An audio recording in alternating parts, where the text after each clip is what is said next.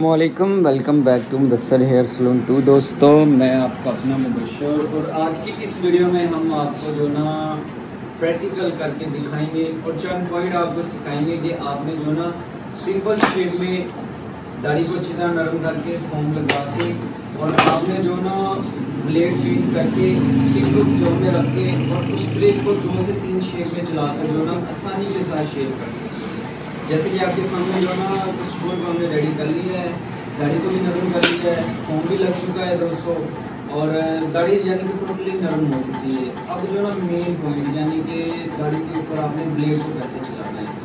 Blade को चलाने के चंद पॉइंट होते हैं जो आज की इस मुख्तसर सी वीडियो में ये 5 से 6 मिनट में हम आपको समझाने की कोशिश करेंगे। अगर आपने एक एक पॉइंट को जाना समझा और हमारी बताई हुई हिदायत के मुताबिक अगर आपने शेविंग की तो आपको रिजल्ट 100% मिलेगा। तो आए हम आपका जो ना कीमती वक्त जो ना ज़ाया नहीं करते तो डायरेक्ट आज की इस पॉइंट के ऊपर आते हैं। लेकिन आज की ये जो शेविंग को स्टार्ट करने से पहले आपसे रिक्वेस्ट है, अगर आप हमारे चैनल पर न्यू हैं तो सब्सक्राइब, लाइक और नोटिफिकेशन को ऑन कर लीजिएगा, क्योंकि मुझसे यूट्यूब चैनल के पर्सन से आपको जो है सलून के तमाम काम आसान तरीके के साथ सीखने को समझने को मिलता है। उसी रवायात को मद्देनजर रखते हुए आज की ये वीडियो में इसका करते हैं हम आगाज़। दाढ़ी पहले नरम कर चुके हैं, मज़ीद आपको सिखाने और समझाने के लिए दोनों हम दोबारा 1-2 दफ़ा फोम अप्लाई करेंगे दाढ़ी के ऊपर, ये फर्स्ट साइड, सेंटर और सेकंड साइड पे। ये अच्छी तरह दाढ़ी नरम कर लेंगे हम दोस्तों एक दफ़ा दोबारा, ताकि जो ना पानी के ऊपर नहीं आ जाए। और उसके बाद हमने जो ना ब्लेड चलाना स्टार्ट कर देना है। को अच्छी तरह वॉश करके आपने ब्लेड चेंज करना है। ब्लेड चेंज करने का आसान तरीकाकार होता है दोस्तों। बैक साइड को बिल्कुल साथ अटैच रखना है आपने। ये 2 पॉइंट होते हैं, यानी कि ये जो पहला ऊपर वाला होता है और दूसरा जो ना वो नीचे वाला पॉइंट होता है। तो नीचे वाले पॉइंट के बिल्कुल साथ रख के आपने जो ना ब्लेड को और इतना सा आपने इसमें जो ना स्पेस रखनी है, यानी कि 1 से आधा इंच की स्पेस होगी। और उसके बाद आपने इसको क्लोज़ कर लेना है उस तरह को। और आप जब क्लोज़ करेंगे तो ये हल्का सा जो ना फ्रंट वाली साइड से ब्लेड बाहर आ जाएगा।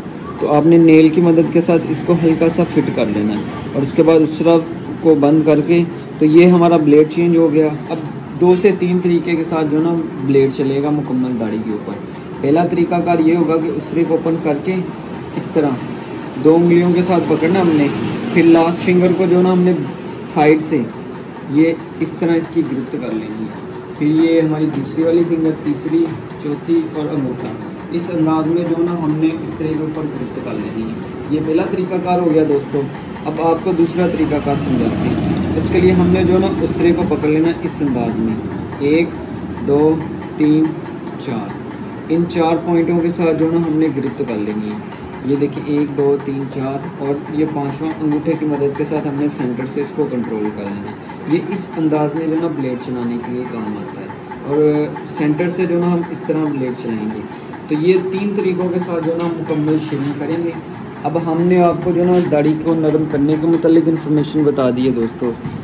तो हमने जो ना उस तरीके पर गिरफ्त कर ली है। स्टार्टिंग मैंने आपको बता दिया कि कैसे गिरफ्त की जाती है। अब हमने हल्का सा कलम से सफाई करनी है, यानी कि फोम की, और स्किन को खिंचाव में रखना है आराम आराम से उस तरह चलाते हुए। कलम से लेकर हमने गर्दन वाले पोर्शन तक स्किन को इस तरह खिंचाव में रखना है और उस तरह को बिल्कुल स्किन के साथ रख के छोटे छोटे पार्ट्स में, यानी कि स्लो चलाते हुए हमने जो ना शेविंग करते जाना है। शेविंग में एक आसान सी टिप्स है दोस्तों कि आप स्किन को ज़्यादा से ज़्यादा खिंचाव में रखें और उस तरह को आराम आराम से चलाएं, तो आप जो ना शेविंग आसानी के साथ कर सकते हैं।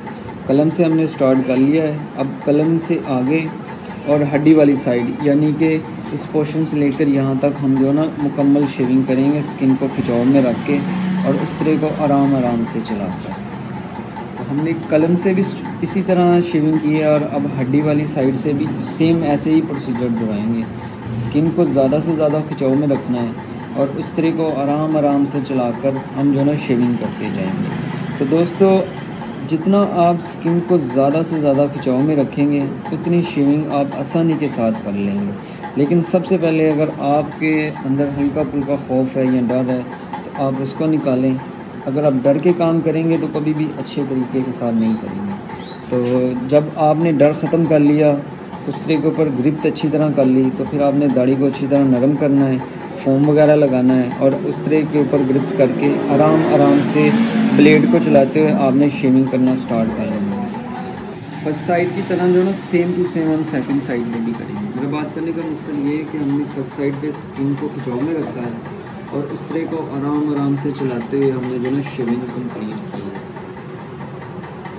जो ना कलम से आगे ये फेस के इस पोर्शन से लेकर हड्डी वाले एरिया तक जो ना हमने स्किन को खिंचाव में रखना है और उस तरह को आराम से चलाना है। स्किन को जितना हम खिंचाव में रखेंगे और उस तरह को बिल्कुल साफ स्किन के रख के और आराम से ब्लेड चलाएंगे, इतनी शेविंग जो ना हमारी आसानी के साथ होती जाएगी।